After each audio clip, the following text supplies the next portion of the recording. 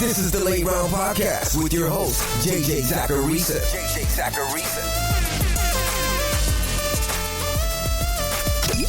What's up, everyone? It's JJ Zacharisa, and in this episode 1005 of the Late Round Fantasy Football Podcast, sponsored by DraftKings. Thanks for tuning in.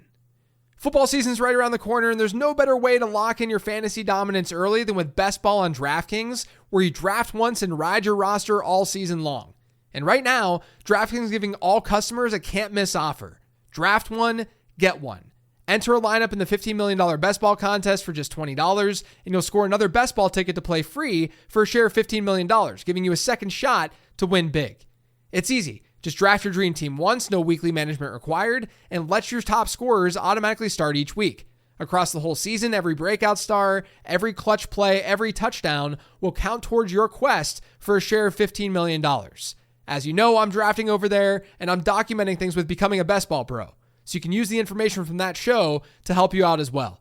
So download the DraftKings Daily Fantasy app now to draft your $20 Best Ball lineup to play for a share of $15 million, and get a second ticket to play free for a share of that $15 million.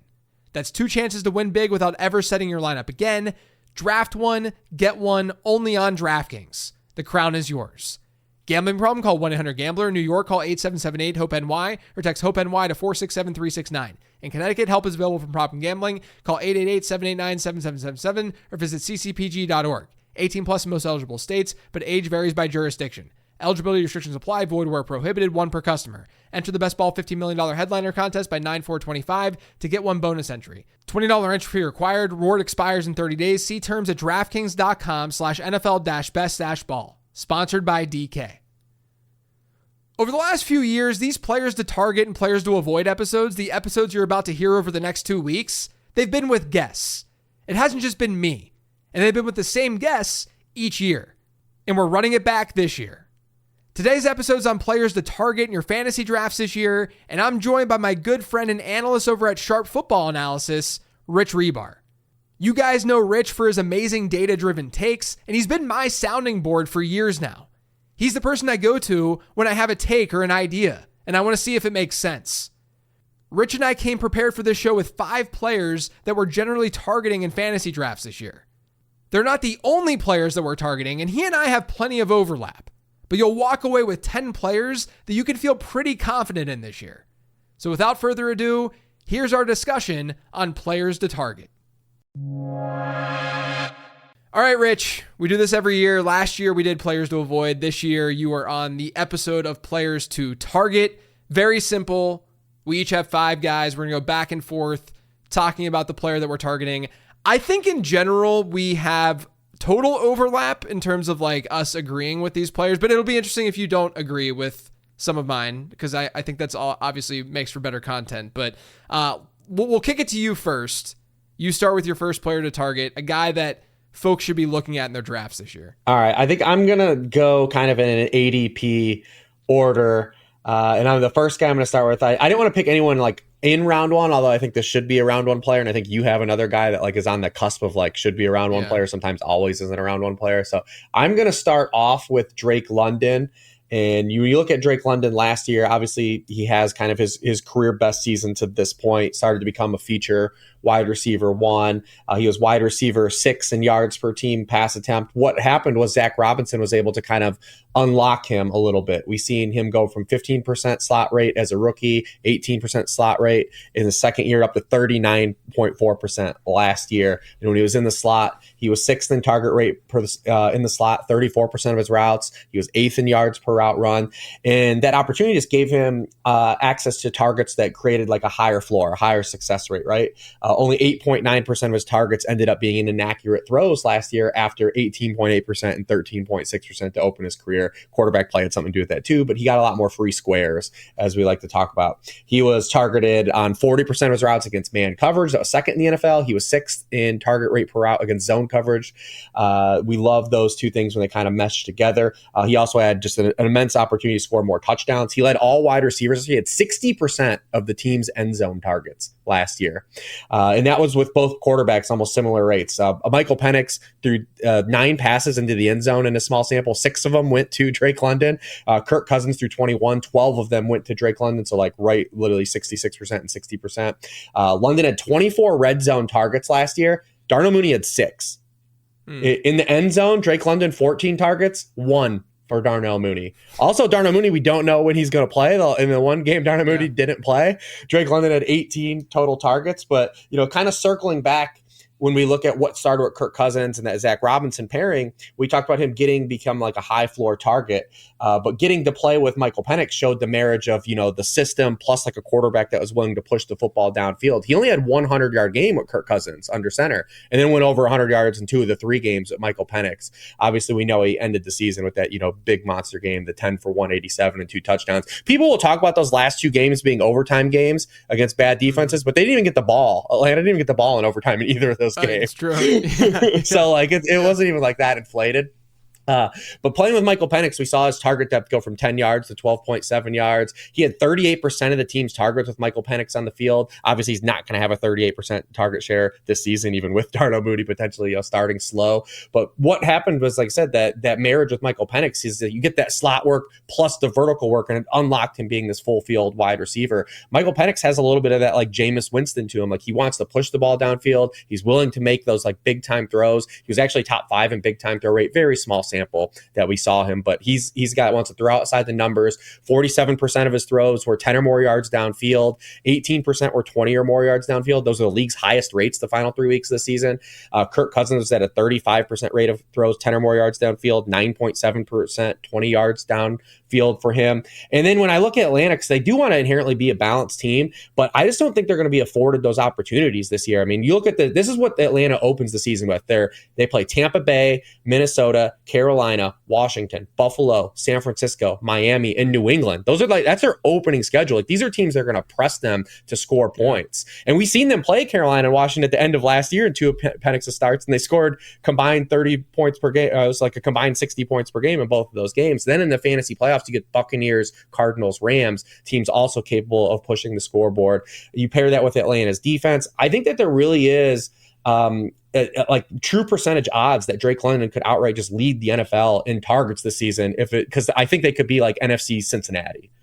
Yeah. I mean, the other thing, Darnell Mooney being banged up and Ray McLeod getting perimeter first team reps says enough about what their depth looks like in that wide receiver depth chart.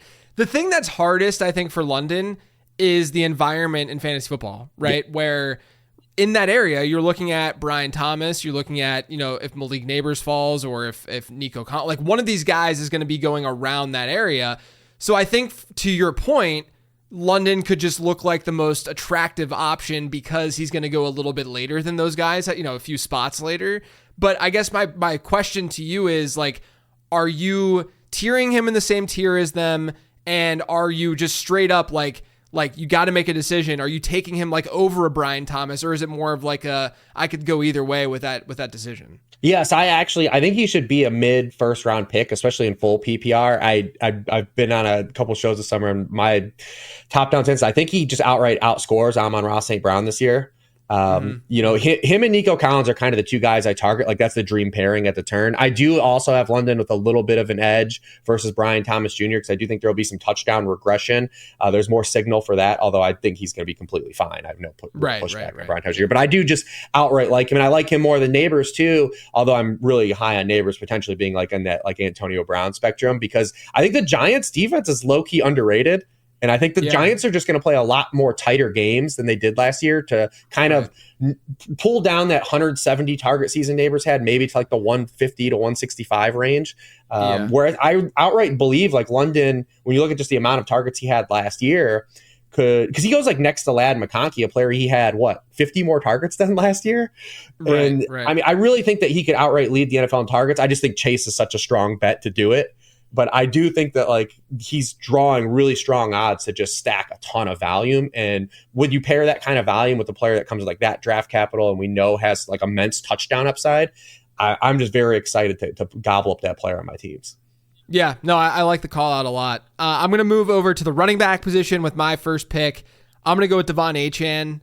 Pretty safe bet. I think that a lot of like diehard fantasy players already know this, but maybe the average fantasy manager isn't totally aware of how good Achane was last year when Tua was and wasn't in the lineup. So splits with and without Tua. 22.6 PPR points per game with Tua. For context, Saquon Barkley, the best running back in fantasy last year, 22.2 PPR points per game across the season. So Devon Achane with Tua Tagovailoa last year was better than Saquon Barkley from a production standpoint.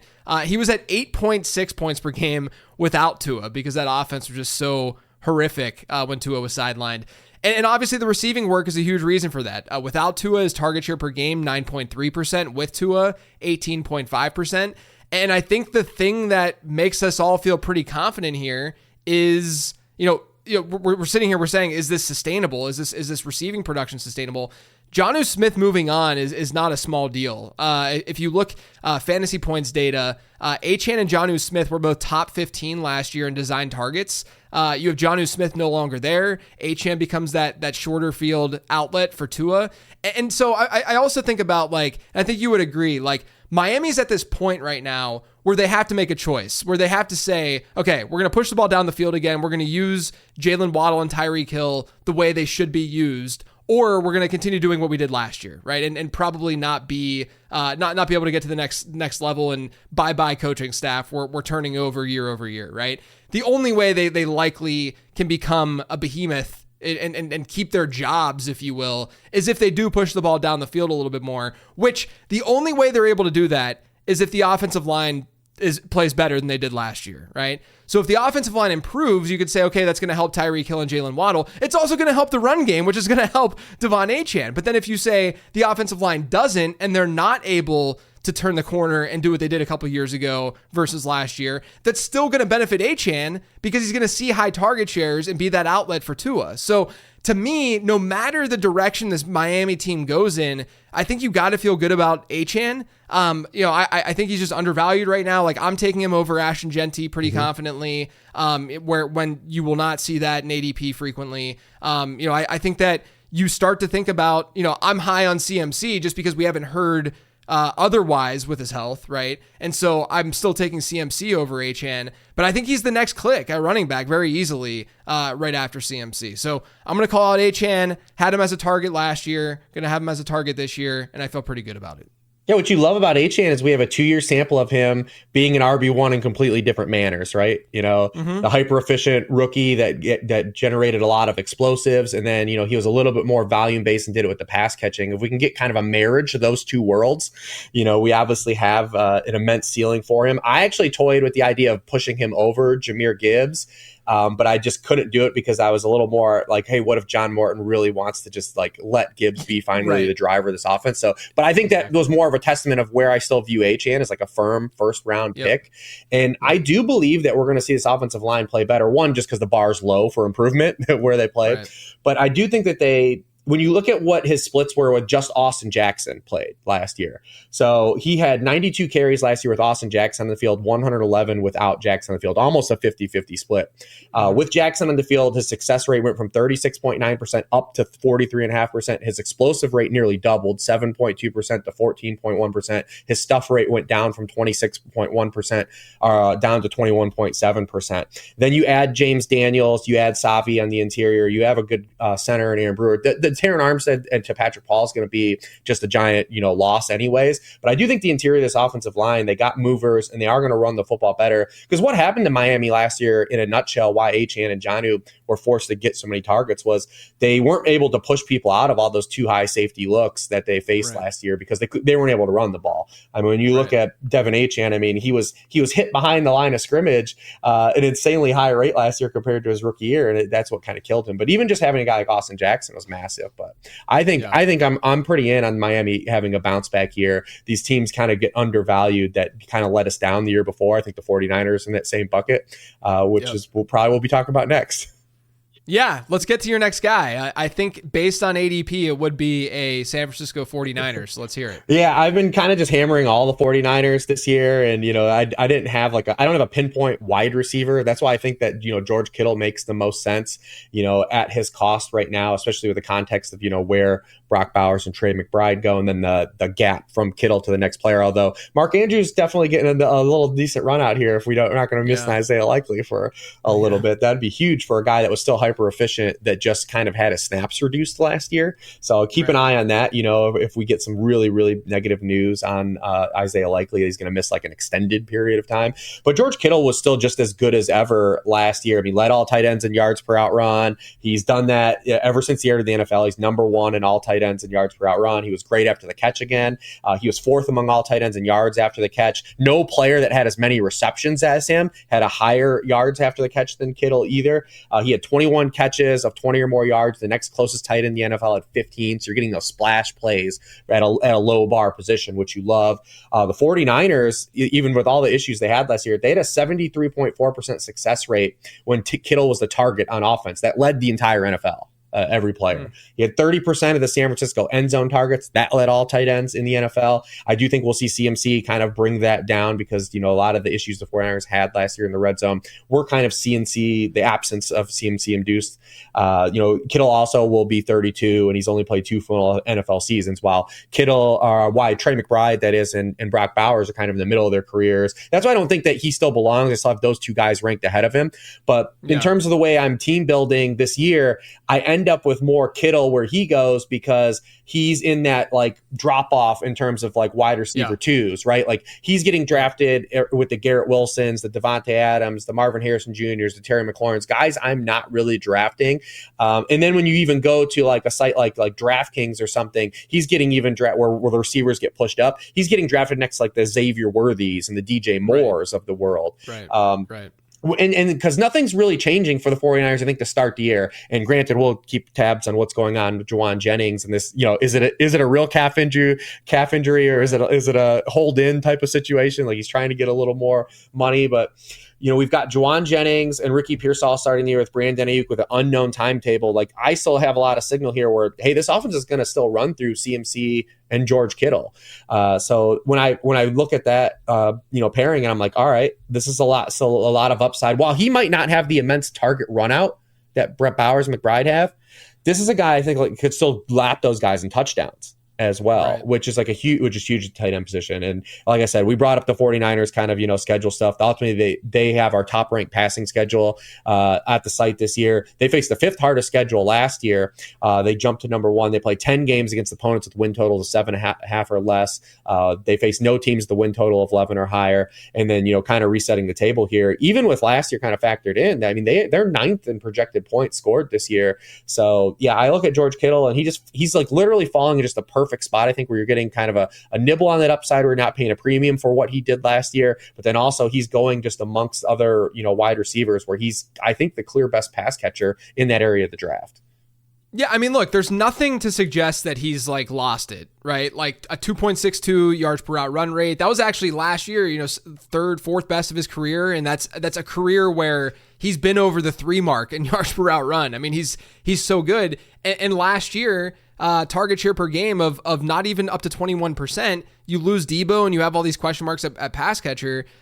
If that increases even by 2 percentage points and he gets back to like that 23% ish mark, I mean, it's crazy how high that ceiling, how high his ceiling is. And then, you're mentioning the passing offense. I built a really quick sort of formula to try to calculate projected touchdowns per game by team. Mm-hmm. And if you look at year over year, the team that has the biggest increase and uptick in touchdowns per game ends up being the 49ers this year. So I too very much am into this 49ers offense. I like the call out of Kittle. And look, both you and I are not necessarily always early round tight end guys. It's not always like a go-to need to do. But I do think that where he goes, that pocket, the opportunity cost involved there makes a ton of sense to get George Kittle. I'm going to move on to a wide receiver. I'm going to go with Devontae Smith. If you look at what he did last year, he had probably his best season of his career. Like almost a 28% target share per game rate. That was a career high. His prorated yards per team pass attempt was also the highest of his career. He was at a 2.11 yards per route run rate. That's the highest of his career. First time he's been over 2. If you look at what happened in Philly, of course, Dallas Goedert missed a little bit of time. A.J. Brown missed a little bit of time. And when one of those two dudes was out last year, Devontae Smith had a 31% target share, in that environment and in those situations. That fell by about 8-9 percentage points when both those guys were active. And so people might say, okay, well, both those guys are active right now. That's not very attractive for Devontae Smith if he sees a 23% target share or something in this offense. But there's a couple things to keep in mind. Number one, he's never been below a 22% target share in a single season across his career. That includes his rookie season. He's now scored 14.2 or more PPR points per game in every single season since his rookie year. So it's 3 seasons. And Philly is a massive regression candidate in terms of how much they're going to throw the ball. They had the second lowest pass rate of any team since 2011 last year. Even if Smith gets a 23% target share in this offense, he's going to see a ton more volume, a lot more volume than he did this past year. I mean, Jalen Hurts realistically could end up throwing like 100 more passes this year than he did last year. And so if that ends up happening, that 22% target share is on a much, much bigger pie, and that's going to help him from a volume perspective. But also, like, the very simple way to think about Devontae Smith, in my opinion, is that he's being drafted arguably below his projection, right? Mm-hmm. But let's just say he's being drafted at projection right now. But we know that he has contingent upside with not just one player, with multiple players, right? So this is also a game theory thing where you're saying, okay, he's projected to be the wide receiver 23, and he's being drafted as the wide receiver 23, and a lot of people might be turned off by that. But this isn't like a Cortland Sutton situation where there's no one in front of him, that could increase and give him an uptick with an injury in target share. There is. If A.J. Brown goes down, Devontae Smith, we've seen in the past, could be a 30% target share player. If Dallas Goedert goes down, he could be a 29% target share player, and that's huge in an offense that's going to throw the ball more this year. So right now, I think he's a smash where he goes. It's a really great area of the draft in general for wide receivers, in my opinion. So that's one reason why you might not be like massively overweight on him, but I think he's a really, really safe bet with upside right now. Yeah, it sounds like you are on the same page. Like I've kind of been bypassing a lot of those like round 3 wide receivers and then getting the guys in like that later range, like the Devontae Smiths, maybe more of the Jalen Waddles, the Olaves, the Ridleys, the George Pickens and stuff like that.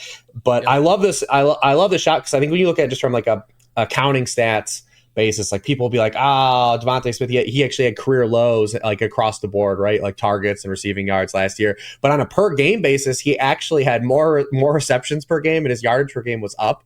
And then you look at what happened to the Eagles. Well, first of all, you said like the contingent value.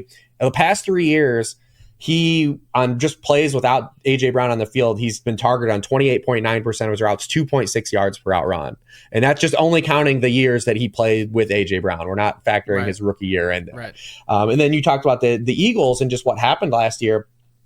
They go from having the 4th easiest schedule last year to having our 4th hardest schedule. It's the most significant swing of any team. They played 10 games this year against 2024 playoff teams. And with that layout they had a year ago, they trailed for under 134 snaps in the second half of games last year. That was only 24.5% of their second half snaps. They trailed for only 62 total plays in the fourth quarter all of last season. But when they were a little pass heavy. Now they do have a coordinator change from Kellen Moore to Kevin Patullo. We'll see what kind of stays over. But in the first half of games last year, Jalen Hurts was 14th in the league in dropbacks per game. Like they're not going to be top 10 in pass rate. Like we know that. But if they're in the middle of the league, that's versus last in the league, that's a significant change. He was 36th in second half dropbacks. Jalen Hurts had 108 fewer dropbacks in the second half of games last year compared to 2023. Like he only threw 360 passes last year. He's going to throw 500 times this year. Like it's going to happen. That's what I'm saying. Like there's more than likely going to be 100 more pass attempts going around in that offense. 100 more targeted attempts, we should say. And like you said, they have a tougher schedule this year, so they'll see more negative game scripts than they did a season ago. This is a typical, this is the same exact logic that you should have when it comes to like running backs in those ambiguous backfields, where if you have a projection for a running back that gets him at like RB25 and he's being drafted at RB25 and he has a teammate that's also being drafted in the middle rounds with him. That tells you that if that teammate does go down, because projections are based on general health, like being there, right? Like we're assuming that AJ Brown is healthy, that Dallas Goedert's healthy, or, in Pittsburgh, let's say, we're assuming that Caleb Johnson and Jalen Warren are both healthy. But if they're being drafted at their projection, there's that upside of injury happening and that player then getting more work, based on that. So at the very least, you're going to likely have a player that meets expectation, which, we want to have players that exceed, but there's still a chance that he exceeds the expectation, right? But I'm just saying from a projection standpoint, he's at expectation, Devontae Smith, like where he's being drafted, but there's just so much upside within this offense, within the contingencies that we have with injury. Yep, love that. All right, let's move on to your next player. I mean, you could probably go in a couple different directions, like if you're going by ADP, but you might want to go, I don't know. You choose your next guy. Yeah, this is actually a guy that I expected after the NFL draft to probably be priced out on. And then just the way kind of drafts have settled, and we're starting to really kind of see like the formation of what ADP is going to be in August right now. Granted, knock on wood, we hopefully don't get another injury or something that shakes this up, or like another suspension. But by and large, we are starting to settle into what we're going to see kind of drafts look like. And my next guy is Bob Harvey Jr. RJ Harvey. I expected to be after the draft because no player at their draft costs rise higher, and I'm always a little bit like kind of like hesitant on those guys anyways that are going to have like this big boom. I expected him to kind of be like in the fourth round by the time we got to this point. That's kind of where I thought, obviously you get the J.K. Dobbins signing, and then you still have like Sean Payton stuff that like people will always be hesitant. But now that he started to settle in as like basically like a round pick 60, like a 5-6 turn player, he just really falls into like a really comfortable pocket of getting him on a lot of rosters right now. So because I'm drafting him a lot, I want to include him in here.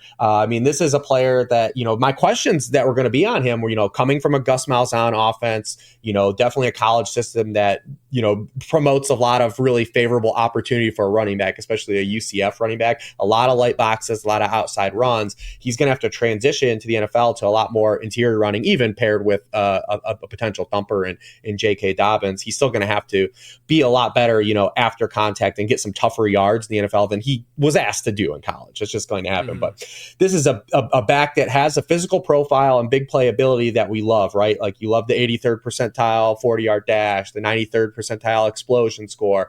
And I've really come around and moved the goalpost on this archetype of running back in the NFL based on where maybe I was doing analysis like 10 years ago per se, because running backs in general, because the NFL everywhere across the board is getting lighter and leaner. You just talked about Devontae Smith, right? Like, we've seen this in whole, and like these running backs that are more built on like big plays and, getting chunk plays, then maybe not have like their team's goal line targets. The door is open for these guys for fantasy football to be a lot more valuable. You no longer have to be a back that gets 300 touches anymore. Because when you look at Sean Payton, like no running back in a system has ever had more than 244 carries in a season.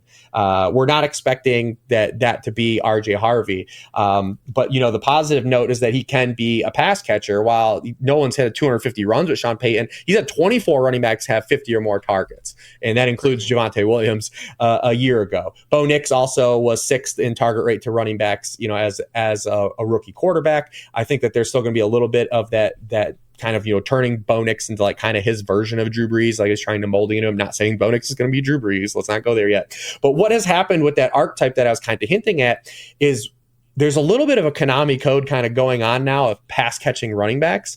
You look at, obviously you've heard this say like a target's worth, 2.7 times more than a rushing attempt in PPR formats and 1.5 more times even in a standard scoring league. Well, running back targets are dwindling. You've done some work on this. I've done a bunch of trends on this stuff. Running backs last year had their lowest target share in any season since targets were tracked in NFL history. Targets per game to running backs have dropped in 7 straight years. Running backs combined for their fewest number of targets in a year since 2008, their fewest number of receptions since 2012, fewest receiving touchdowns since 2012. Only one running back had 70 catches last year. That's the first time we've had multiple running backs hit that threshold in the season since 2010. 9 running backs caught 50 or more passes. That's down from 14 in 2023, 11 in 2022. We haven't had a running back and hit 100 targets in each of the past 2 seasons, and in 3 of the past 4 years. And that's with adding a 17th game over that stretch. So we know we want to target these running backs that are and in their rookie contracts. 37% of all running backs that have been drafted in the RB2 range have been year one or year two players. And then you get guys in that same draft spot that have been finished as RB1 seasons. 41% were in years 1-2 of their careers. And then when you look at kind of what other fits that profile, 62% of those guys caught 3 or more passes per game. So like, we know we want explosive guys that catch passes in their rookie contracts. And like, it just all lines up kind of to where RJ Harvey's being drafted this year to fit the profile of a guy that you just want to add as an RB2 on your roster, even if you've already taken a running back. Like and he lines up back to back with Travion Henderson. I think you can make almost all these same identical, things for. But I think when I look at Denver in totality, and we're going to talk about the Patriots at some point in the show, I still believe that they're going to just be a better team than the Patriots are and offer a little bit more upside. Plus, you're betting against J.K. Dobbins versus Ramondre Stevenson. I know Ramondre Stevenson, not the sexiest player the past 2 years, but this is still a player that is, committed from a monetary stance from this organization. Like, he has a contract from this team from a year ago. He still could be a better player with a better offensive line behind him. And then you look at Dobbins with just the injury history. I just I'd rather bet on the Broncos being a better team than the Patriots, and J.K. Dobbins being a more riskier pick than Ramondre Stevenson as well, for that full upside that you talked about, the contingency value that also lies within RJ Harvey. Yeah, I mean, look, Sean Payton's teams, this dates back to 2011 because that's where I date my data back to, but his teams have never finished worse than 6th or lower than 6th in running back target share. So we know that they're going to be targeting running backs really heavily. I had this in the draft guide too. So if we know that they're targeting running backs heavily, and there's a chance that we see high target shares for RJ Harvey or whomever's playing that, in that backfield, I think Harvey would be sort of the default. I mean, I don't know about your stuff, but like he wasn't like a massive plus for me as a pass catcher coming out, like analytically. But I do think that these are the scenarios where, like, if you have a player who's at least neutral and maybe a little bit positive as a pass catcher, and then they fall to a situation like this, then you have to feel good about what they could do as a pass catcher in the NFL. It's like if Amarian Hampton went to Denver instead of LA, I would have liked Amarian Hampton even more in that, even though the fit, like the real football fit, makes a ton of sense in LA. From a fantasy perspective, we want those like neutral to maybe positive, but not like elite pass catching prospects to be in elite pass catching running back situations, because they're just then going to get the easy outs that we want in fantasy football. We want those easy targets. And so let's just say Harvey gets a 10% target share at least this season, which I think is probably around what we would project as, I think most would probably project like maybe 11, 12%, but let's say he gets to a 10% target share. If you look since 2014 at rookie running backs that have been drafted between RB19 and RB42, there's been 10 of them. Only one of them ended up playing below expectation at their ADP, which was ironically Javonte Williams, but it was only by 0.3 points per game. On average, those players were outperforming ADP expectation by 2.6 PPR points per game, which is one of the best subsets that you can basically find at the running back position. So I'm into, I like Travion Henderson a lot too, like you said, because I think that you can literally apply a lot of the same logic to Travion Henderson. Even, situationally with the offense that he's joining, they'll likely be looking to target the running back position as well. There's just such a backbone with Sean Payton. It's just so easy to say, oh yeah, they're going to be, top 5 in the league more than likely in running back target share. And if you get an explosive player like Harvey back there, chances are he's going to take advantage. I love it. All right, let's move on to my next player. I'm going to go with Teteroa McMillan. Now, I do want to say, I think this take is much more geared towards home leagues and such. And if you look at more of like the mainstream sites ADPs, he goes lower than what you'd see on like DraftKings Best Ball or any sort of Best Ball environment. So I do want to at least throw that caveat out there, is that I like him in Best Ball, don't get me wrong, but I think he's going to be an even better value. I know he's a better value in a typical home league, and that's sort of what this show is about. We're looking at season-long drafts. But, at the end of the day, like I like to look at ADP, and I work off of that ADP when I do some of this analysis, especially with rookies and what we've seen historically with these guys. There's been 19 rookie wide receivers drafted between wide receiver 19 and 42 since 2014. 4 of those 19, so 21% of them, have exceeded ADP expectation by 4 or more PPR points per game, which is just well above the average rate of what you'll see from a wide receiver in that grouping. And then that number is actually 4 of 14 when looking at only rookie wide receivers who had a ZAP score of 95 or higher, which is where Tet McMillan is in. So essentially, if you get these like middle round rookie wide receivers who are really good prospects, obviously McMillan is one of those really good prospects, being a top 10 pick in the NFL draft. Those guys hit at a really strong rate. You look at Carolina right now, the weapons are fine, but you finally have a player in McMillan who can play inside out. He was really good in the slot in college. I mean, like really good in the slot. And so he can definitely move inside. But obviously, like they're more than likely gonna throw him on the perimeter and allow him to play that role and be a target magnet, on the outside. And he's already getting some coach speak out of Carolina and being targeted at a really heavy rate.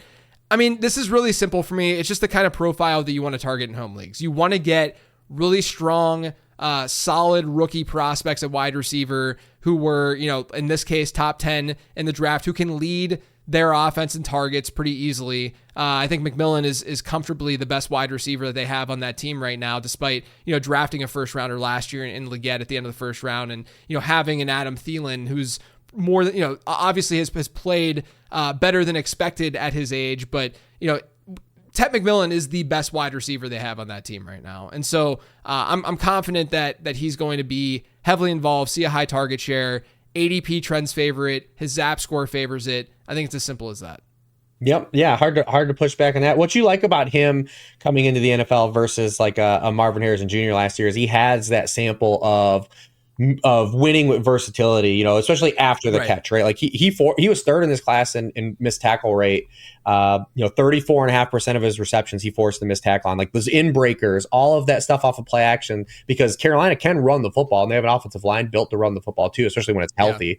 They had trouble keeping all those guys on the field last year, but all of that stuff, that in breaking stuff is where he can win, where we didn't see that from Marvin Harrison Jr. in college or in the NFL, right?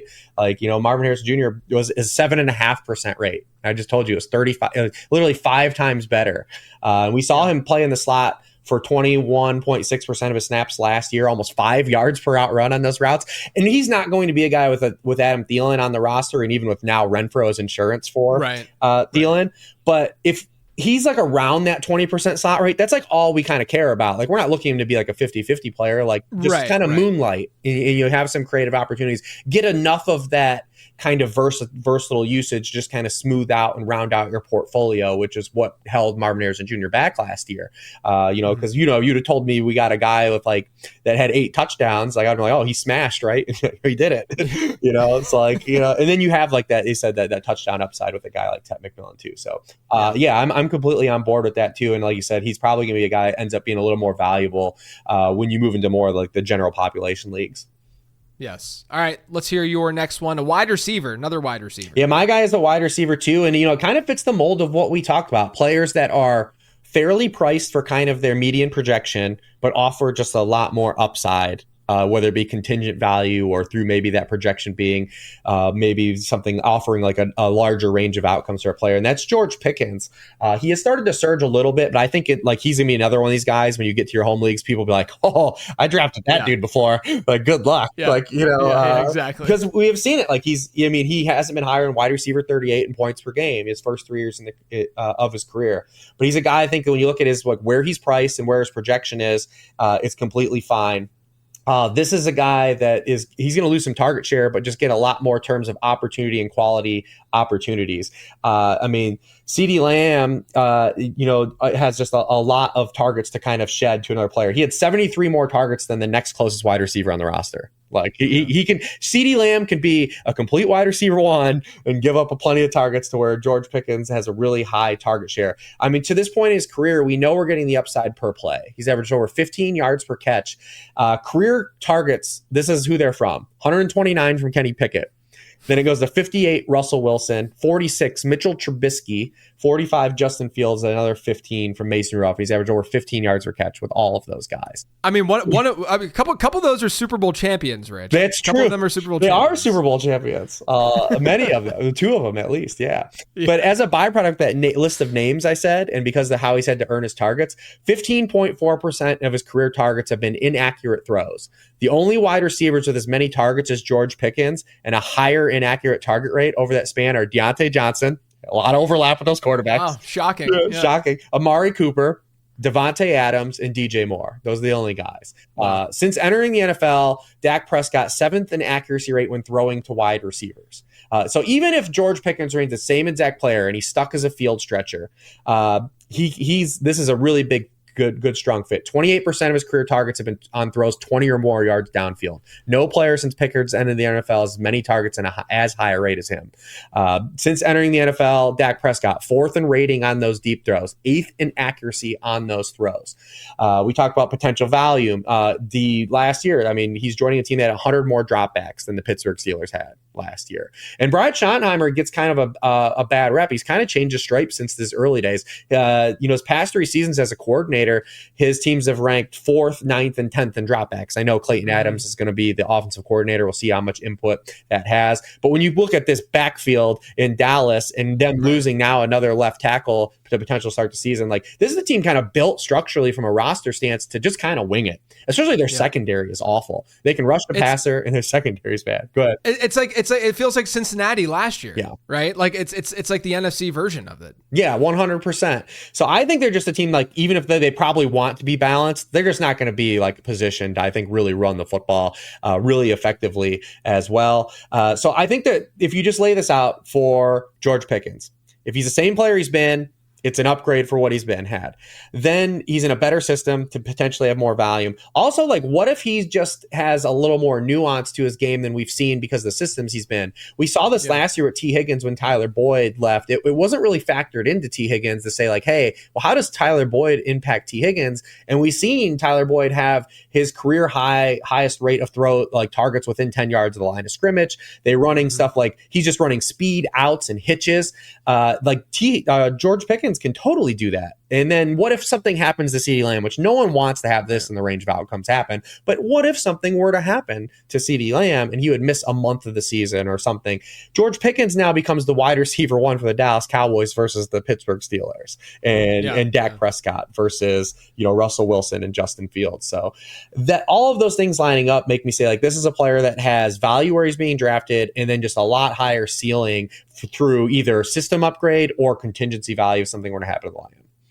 Yeah, I mean, look, I did the math in the draft guide this year, and I looked at Pickens to just maintain his 125 target pace that he was sort of on last year. He had the injury last year, obviously, but he would basically have to have like a 20% target share based on what Dallas has done over the last 2 years with Schottenheimer as offensive coordinator. So a 20% target share is lower than what projection is. So he's more than likely going to see, from a projection standpoint, like 15 more targets or so just based on that alone. And then you obviously talk about the contingency upside.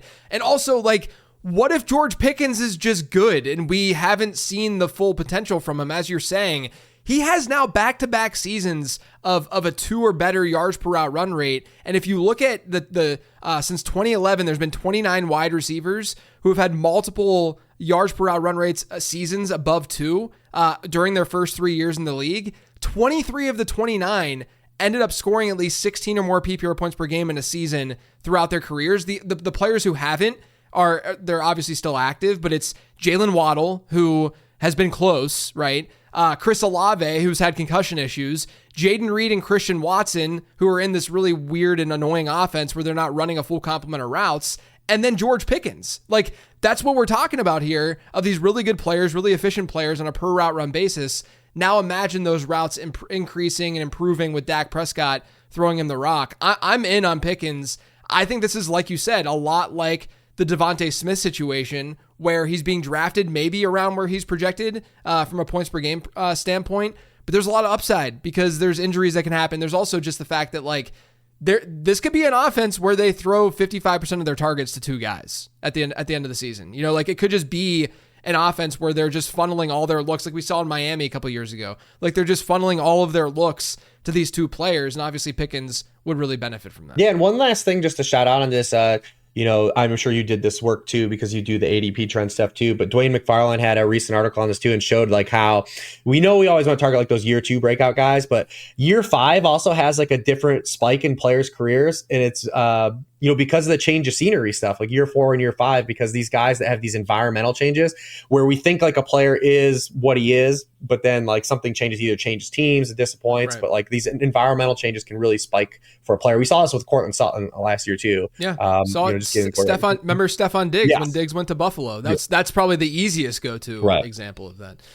All right, next I'm going to go to tight end. I'm going to talk about everyone's favorite breakout tight end this year, and that's Tucker Kraft, who's now dealing with, I think, a groin injury. I think, I was talking to Matthew Betts, who's going to be on Becoming a Best Ball Bro on Wednesday, and he was like, he mentioned how everyone just seems to have a groin injury right now. It's just going around. But look, this is more to me of a marriage of the talent is probably there with some of the ADP trends that we really need for tight ends to break out. So we'll start with the talent side, I guess. 1.61 yards per out run rate last year. That's fine. It's not necessarily elite, but the one thing that we did see is that he was so ungodly good, Tucker Kraft, after the catch last year. His yak per reception was like 3 yards better than George Kittle, who was second in the NFL in yards after the catch per reception. That's a number that's definitely going to regress, and I talked about this on the regression show a bit. But it does tell you that he has that athleticism that we always need out of these tight ends to really become like an elite every week starter that's giving us some sort of edge, right? And so that's great. His target share last year in an offense that wasn't throwing the ball a lot, and I think we would both agree as a team that's a candidate to throw the ball a lot more this year, 15% target share. So his overall volume numbers were lower, which is also kind of depressing his ADP a little bit and making him not as obvious of a pick to at least like a home league situation or something, because when you have a lower target share, like a mediocre target share on a lower passing volume offense, and obviously you're not going to have as much volume in general and not going to score as many fantasy points. But like I said, Green Bay should be throwing the ball a lot more this year. They're one of 36 teams, or I guess now one of more than that, but there's been 36 teams historically before last year who have next season data that had a pass rate in between that 46 to 50% range. Last year, Green Bay was in that 48% range, so right in the middle. 30 of the 36 improved on that pass rate the following season. So we're going to see more than likely, and look at Matt LaFleur's history in Green Bay as well. They've been way above the pass rate that they were at last year. But then you just go to the tight end himself. I mean, he had the fifth highest route participation at tight end last year. Like I said, a strong enough yards per out run rate. And then look at the trends with these tight ends. When we're looking at breakout tight ends, we want players who are on teams without obvious, secure, stud wide receiver pass catchers, right? And so when you look at Green Bay and just look at ADP, that's all you have to do is just look at where these guys are being drafted. You can like Matthew Golden and you can like Jaden Reed and be high on these players, but the market is telling us that there's no stud in that offense that's going to be locked into a 25% type target share in the offense, and we want these tight ends to be top 2 options in their passing attack. That's generally what we see, where we see breakouts come from, and them ending up as more top 5 tight end options. So with there being some ambiguity with the pass catchers there, with this team likely going to throw the ball more, I think that we should feel good about the quarterback situation in general. Like, it's definitely not a negative, to his overall profile. It's not like David Njoku where we don't even know who the quarterback's going to be. I think it all comes together to say that the market's probably been right that this could be the year that Tucker Kraft ends up breaking out. I mean, he looks a lot like George Kittle light. He does. Who I brought up. A similar offensive system. A guy that, necessarily, because we look at Kittle early in his career, was a guy that didn't get, like, he had these same problems, right? It was like, oh, hyper efficient player. Where are we getting all the targets from? And that kind of always kept Kittle kind of depressed, or made him a little more volatile on a week to week basis. When, hey, a lot of tight ends don't score very many points in a given week, but you do care about when they do score the points that they could tilt things. I mean, he was tight end 5 in yards after the catch, number 1 in yards after the catch per reception. Only Kittle and Brock Bowers had as many 20-yard catches as Tucker Kraft last season. He was also tight end 12 in terms of end zone share, which you like. So he's getting those scoring opportunities as well. And when I went in under the hood, because I almost had Jordan Love as my QB for this. No, I love this year. Yeah. Yeah, and looking at just kind of the Packers, they were obviously a lot more. There was a lot more of signal. They're another team that's not going to be like top 10 in pass rate, but like it was the groin injury that kind of sank Jordan Love last year, where they just did not throw after his groin injury. But like if you look at the first 5 games, they had a 61% drop back rate with Love on the field, and Love was like he was QB 14 or higher in every one of those games. So if we can get that kind of pass rate, I just think it offers a lot more individual upside. We'll probably have to still deal with like some like uneven production, but that's all priced in with Tucker Kraft this year. Like I did a tight end like breakdown on like how tight ends were actually used and using only their snaps on the field and availability, and his usage on a per route basis and where he lines up is almost identical to Sam Laporta, who a player that gets drafted, tight end 4 versus tight end 12, right. It's like, man, like why pay the iron price for Laporta when we basically have a very similar potential player here in Tucker Kraft.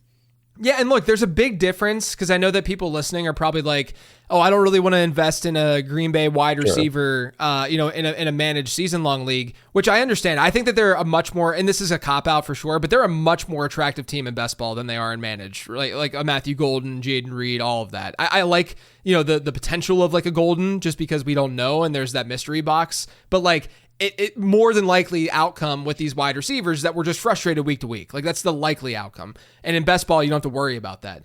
But I'd say what's different about the tight end position is that it's the tight end position, right? And with Tucker Kraft, you're going to get peaks and valleys at tight end with all tight ends outside of the guys that you're paying up for. So why not go for the guy who at least has that profile that could be, Kittle-esque, that you're getting at a discount as opposed to buying into sort of those like middle round guys that we know Hawkinson, Evan Ingram and these guys. Yeah. Right. I'm locked up with you on that from like an opportunity cost management side. Yeah. All right, let's go. We each have a quarterback left, so give me yours and then I'll talk about mine. Yeah, mine is boring, but as much as like everyone brings up this player, his ADP doesn't move. His ADP, I know. And no one in the offense moves. And I think we'll probably see Stephon Diggs, spoiler alert, it's gonna be Drake May. But Drake May still just checks all the boxes I look at. I'm very curious being on the show with you to get your kind of take on what you're doing with the elite quarterbacks this year, because I brought up where Kittle goes in kind of that flat spot at wide receiver, and I'm kind of that way with the quarterbacks too. And granted, only 4 teams can get one of the top 4 quarterbacks. Sure. And so but I look at the way quarterback is being played this year, and it's like, there's no way I can take Garrett Wilson over Josh Allen. Like, there's just no way I could do it. Oh yeah, no, I know, I agree. I mean, like people still to this day are coming at me and being like, oh, it's not a late round QB. I'm like, yeah, it hasn't been a late round QB year I've been talking about this for the last 4 or 5 years now, basically since Lamar Jackson's first MVP season, where the market seemed to finally realize the stuff that you had written about a decade before that, about the Konami code and the importance of mobility and such. But yeah, I mean, like we are seeing pockets in these drafts where you feel a lot more comfortable just getting the quarterback in that round 3 area, and then getting your wide receivers. You can pair a running back. Like, to me, if I know that we're going off topic a little bit here, but I think that people want to hear this because it's like the very, very high level basic way of drafting this year, in my opinion, in a way that you can go if you're getting an elite quarterback. You get a running back and wide receiver in the first 2 rounds, and you pair, like an Achane with a Drake London if you can, or something like that, right? You get a running back and wide receiver in the first 2 rounds. You get a quarterback, an elite quarterback in round 3 if you're going to go that route, and if you can go that route.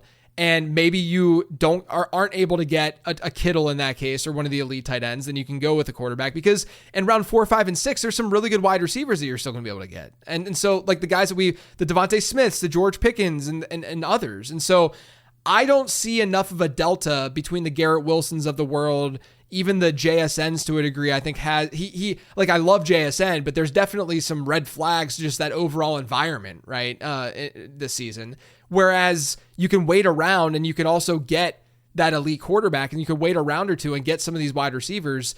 Yeah, it makes a lot of sense. And it just goes back to the idea that at the quarterback position with these elite guys, if you base everything off of a VORP analysis, value over replacement player analysis, it might show that the quarterbacks are just as valuable in that range as a Garrett Wilson, right? Based on how they perform versus their baseline player.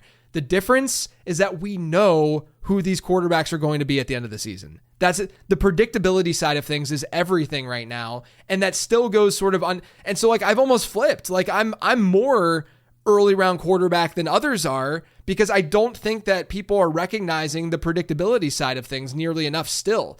Now, the hard part is that I do think, and we're going to talk about Drake May here in a second, I think there's a lot of really, really good late round options as well, which makes it really difficult to be all in on that early round quarterback strategy. So I'm gonna say the easy way to go about this would be shallow leagues, right? If you're in a 10-teamer, if you're in a home league that you know that you can find edges at running back and wide receiver, it's a lot easier to take on that opportunity cost and getting that early round quarterback. Go for it, right? If it's that kind of environment. Deeper leagues where you have to start more running backs and more wide receivers, a little bit more difficult to take on that opportunity cost. Yeah, 100%. And that kind of ties into like the other side of that point is there are only 4 of those guys. And I know some people will try to push Joe Burrow in there, but he doesn't fit the profile, guys. He just doesn't. He doesn't. You might get the run out that you had last year because everything top down looks similar, but he has to throw 40 passing touchdowns. Yes, he has to. And it's just a tough bet to make. So in a 12-team league, like once those 4 quarterbacks are gone, you're Josh Allen, Lamar, Jalen Hurts, and Jaden Daniels that fit like that true archetype that you're looking for, the true high floor, high ceiling guys. There's still 8 teams in your league that need a quarterback. And when I look at the rest of the field, to me, it's a sit on your hand situation. Because I think from QB5 to maybe as far as QB22, I think it's very flat. So like, I don't think you should be in a hurry to even, like I said, not even get Joe Burrow, but you shouldn't even be in a hurry to get Bo Nix or Kyler Murray, who are typically like in that QB7, QB8 range. I think you should wait. And to me, like the guy that's still the most appealing to wait on, that checks enough boxes and is still at such a palatable price, is still Drake May, who's still going after like guys like Caleb Williams, which I think he's just an outright better bet. I mean, he was already a better player as a rookie, and you can make all the same arguments that people are making for Caleb Williams for Drake May. So let's flip it back and just like talk about Drake May a little bit. Since taking over, after week 6 as the starter in his games played, he was QB7 in fantasy points per game in those full games played. He was a QB10 in expected points per game, which is kind of right where I have him. Like I'm right at QB9, right in that area. He goes lower than that.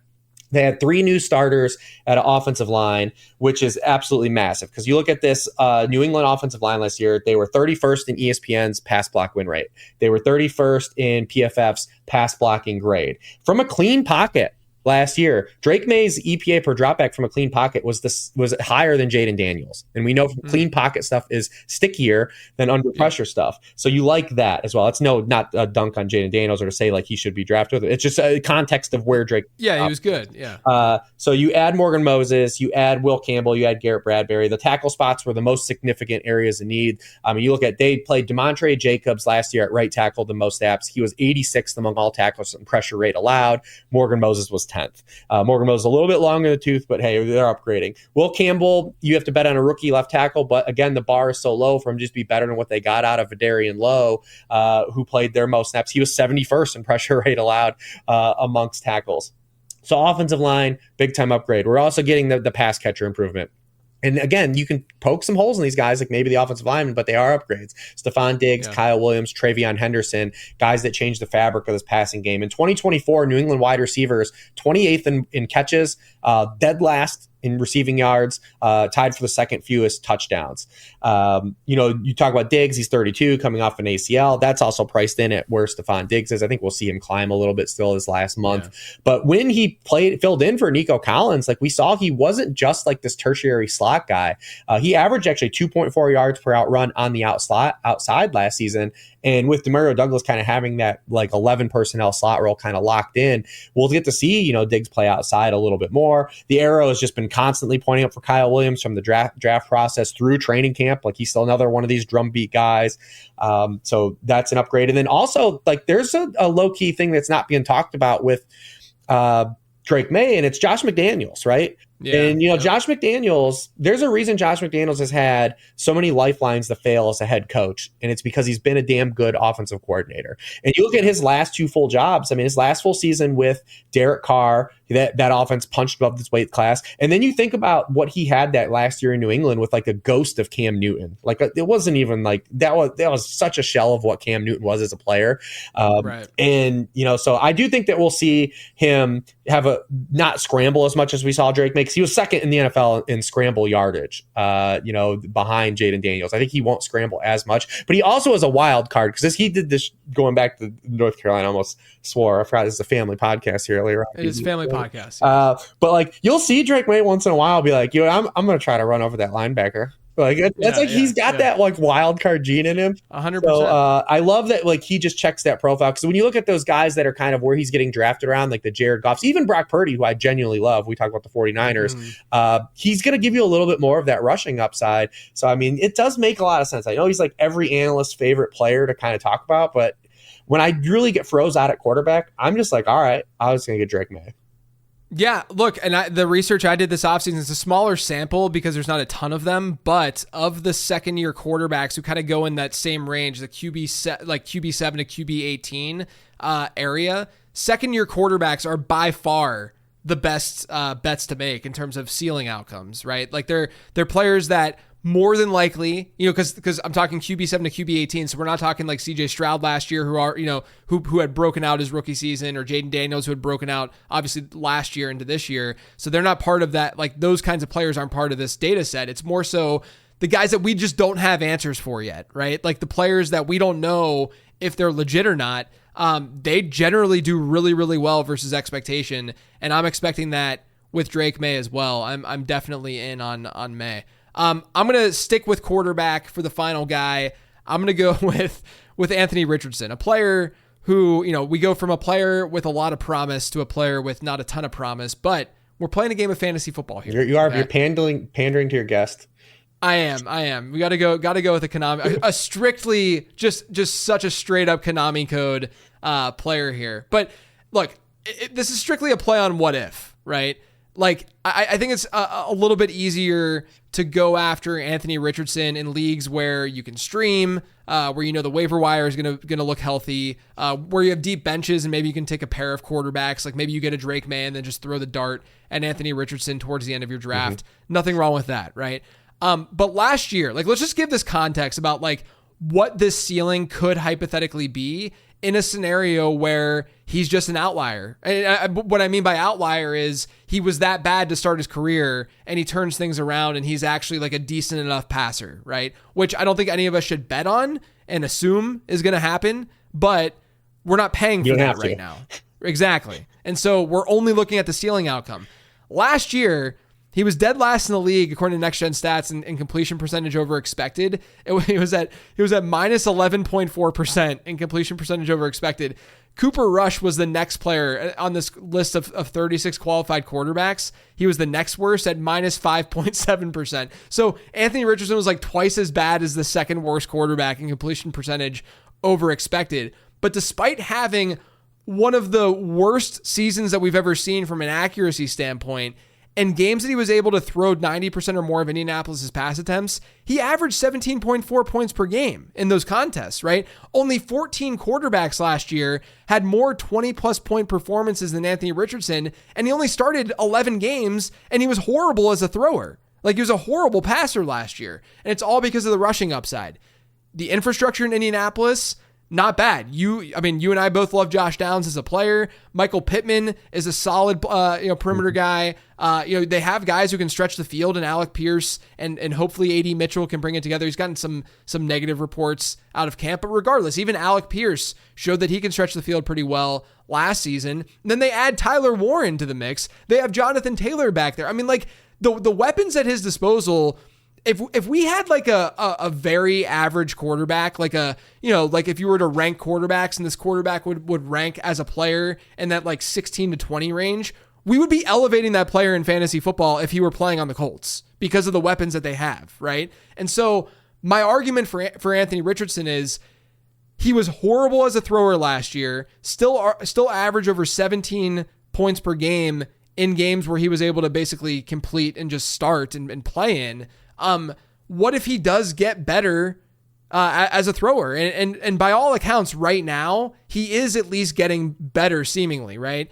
And I think it's very, very risky to do this, obviously, but in week 1, they get Miami, and that's kind of an attractive situation for an opposing quarterback. So I'm not saying that you would confidently stream him, but if he does start in week 1, if he wins that starting quarterback job, you're at least going to be able to see what he might be able to do in a decent matchup, in a plus matchup. And that alone can help you a lot throughout the season if you're pairing quarterbacks together, trying to put together a Frankenstein, and put together that QB1 season without having to invest in that QB1. So I'm going to throw Anthony Richardson out there. If his price increases, into that like Drake May range or even like a JJ McCarthy range, I don't think you should be going that high with him. But I doubt that's going to happen because he burned so many people last year, and we know that he's not that great of a thrower. Right. Yeah. It was, the inaccuracy stuff, and then paired with he was actually third in like drop rate too from receivers. It was just a complete like infrastructure, like all of it was bad. It was like how we got here.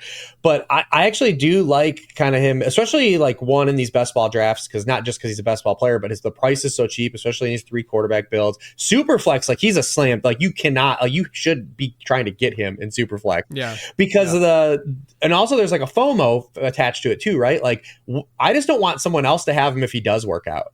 Of course, because then it's like, oh, someone caught that free square when it was an obvious archetype. So I actually love like the shout of him at the end of the draft. He's not someone I draft in every draft, but especially like I said, when you're just waiting on quarterback and throwing some of these like maybe like a May or like a CJ Stroud or something like it, and pairing him with like those guys that just kind of go in that range, and just kind of seeing where he starts the year, and if he can kind of get like more of an extended run as a starter. I do think they're incentivized to try to start him as the season 2. So like I do think he would win the job. Yeah. I do also think too, from just a practice stance, like he probably is like, because he's a great athlete. Like he probably looks good in practice. Like he's he's a dude that like, and then when you get when the bullets start flying, all these things that kind of show up in his game. But he's a young player that doesn't really have a huge sample size, even going back to high school starting games. So why not, right? Like again, like it's just a why not pick, and like it's like one of these things. Like hey, why take like a Matthew Stafford, right? Who's obviously he's a better real life quarterback, but like from a fantasy stance, like you're not getting anything. Like there's no surplus value in Matthew Stafford. Right. A bunch of dudes in your league are going to be on waivers over the course of the season that are producing like Matthew Stafford, but there might only be none. There will be none if he hits like an Anthony Richardson. It's funny because everyone's just like Justin Fields immediately went back to being like a QB1 in ADP, and like it's like very similar, right? Like yeah. I mean, it's the exact same logic as Justin Fields. I mean, we feel better about Fields as a passer. Well, we feel better about him starting the year and starting games. Yeah, right. And like him just being the quarterback. But like realistically, if we're looking at what Fields is going to produce as a thrower of the football in terms of points per game as a thrower of the football, I don't think that his passing points per game, if him and Anthony Richardson started 17 games, would be so dramatically different than Anthony Richardson's, if at all, right? And so if the rushing production maybe is comparable, maybe we feel a little bit better about Fields just because we have a bigger backbone. But regardless, like there probably shouldn't be, and that's not to say that you shouldn't be drafting Fields, because I think you should be drafting Fields. But like the gap between the two is pretty crazy when you sit back and think about it. From a range of outcome stances. Like it would be absolutely like, and that's the other thing you're getting priced in is the injury stuff, because people talk about, well, he hasn't been on the field either for health. But again, all of that is priced in. Like he's just out there. Like even if you knew that the Colts right now are starting him week 1, where would his ADP really go?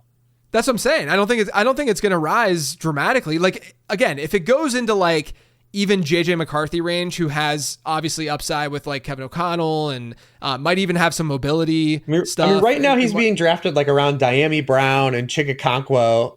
Like right. Let's just get Anthony Richardson, guys. Draft Anthony. Why would you not draft what Anthony Richardson? What is Kate Otting doing for your team? Yes, exactly. I mean, like, think about the upside of Anthony Richardson, because like we all intuitively know that the late rounds are I mean, I would argue that all rounds are still for upside, but we know for sure the late rounds are purely for upside. And you're sitting there telling me that Cade Otton has the same kind of upside as Anthony Richardson does at his position. There's just no way. Yeah, there's no absolutely. way. And apologies to Cade Otton for having that month of that was good last year. That's true. When all the Buccaneers wide receivers were out. Yes.